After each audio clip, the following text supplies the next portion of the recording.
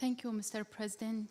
Thank you also to Secretary General Guterres, Ms. Brands, Gebres, and Dr. Fernand de Fernandez for your leadership and commitment to upholding the rights of persons belonging to national or ethnic, religious, and linguistic minority. Ladies, gentlemen, and dear friends, imagine Iraq in the summer. Heat and dust are as thick as a blanket. In the morning, my brothers and sisters and I work in fields around our village, Kojo. When the sun becomes unbearable, we go together to the two-story home we share with our mother. At night, we sleep side by side on the roof where it is cooler. It is a simple ritual, but it is part of what makes us a family, a community. For Yazidis, on nights like that, Kojo was the beating heart of Iraq.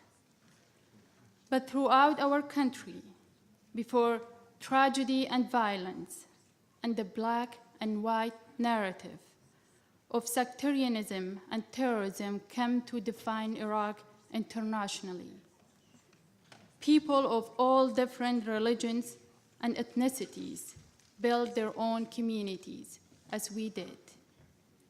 They cherished their small rituals and saw their villages and cities rightly as Iraq's true heart. I was raised to be proud of who I was as a Yazidi, a member of a small community in a big country. Although being a minority was a struggle, we loved who we were. Still, growing up, I had only a vague idea of the immense diversity that surrounded me, just as other minorities knew very little about the Yazidis. And what they thought they knew was often discriminatory, hurtful, and untrue. We were separated geographically. Iraq is a large country, but we were also kept apart by design, left out of national conversations, marginalized and forgotten. For those in power, it was easier to control a country in which minorities were divided, suspicious of one another, and voiceless in government and civil society. We were deprived of rights and of representation and marginalized. We were invisible. This is not just a Yazidi story. This is the story of all of Iraq's minorities, and it is the story of communities around the world, from Afghanistan to Myanmar, from Russia to the United States. Every nation in the world is strengthened when each individual has rights and authority and autonomy and a voice.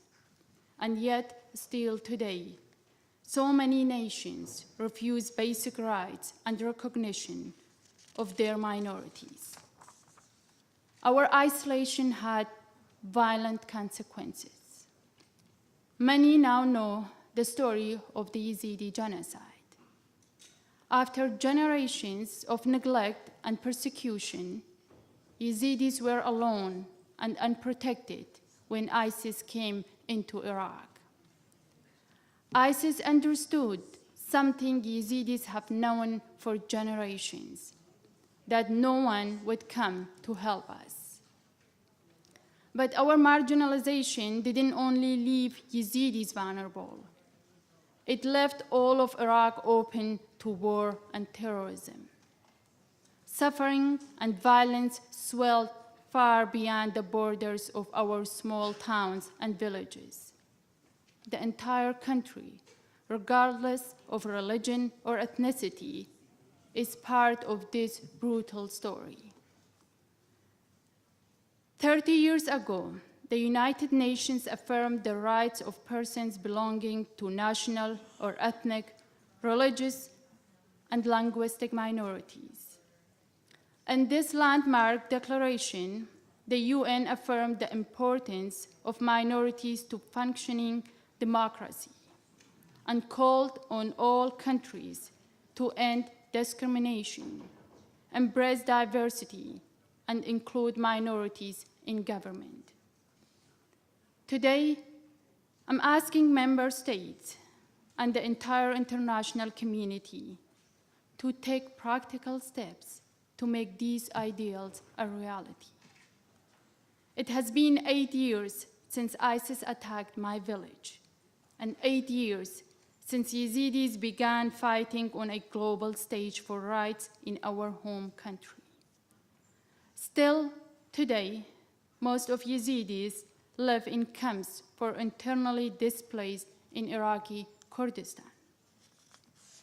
Our homes, our fields, the roofs we slept on remain destroyed, occupied, or dangerous. We remain on the margins. Minorities in Iraq demand security and anti-discrimination legislation. We demand the right to live safely in our homeland. We demand a voice in government and equal and fair representation in education and civil society. We ask for basic rights, but so far, our demands have inspired little action. Each day that passes convinces more of us that we must try to leave home. That painful decision is a last resort for millions of Iraqis who want to go home. Minorities are fighting for a fair rule in the country we love. Around the world, communities like mine are engaged in similar fights and have been for generations. I am here to tell you we will not give up, but we need your help.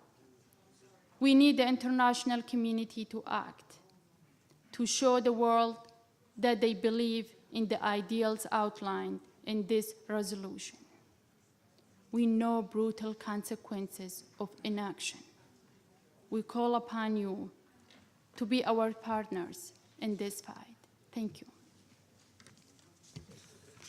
I thank Ms. Murad for her very moving and compelling statement. Thank you very much.